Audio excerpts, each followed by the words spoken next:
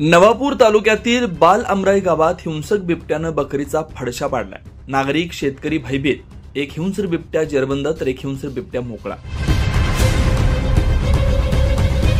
विसरवाडी परिसरात वन्य प्राण्यांचा संचार कमी होतोय असं नागरिकांना वाटत असतानाच पुन्हा एकदा हिंस्र बिबट्याच्या हल्ल्यानं भीतीचं सावट गडद झालंय।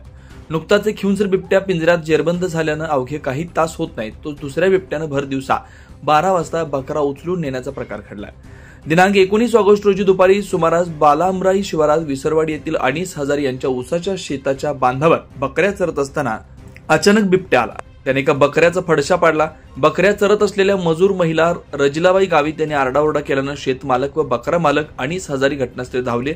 दरम्यान कुत्र्यांनी पाठलाग केल्यामुळे बिबट्या बकरा सोडून पळून गेला, मात्र तोवर बकरा मृत पावला होता।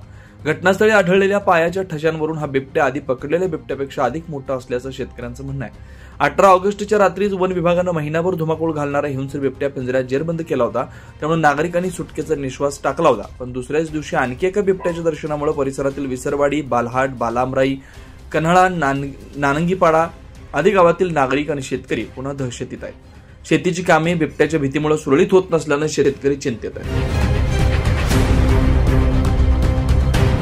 24 लाईव्ह महाराष्ट्र न्यूजसाठी वसंत वाणी, नवापूर, विसरवाडी।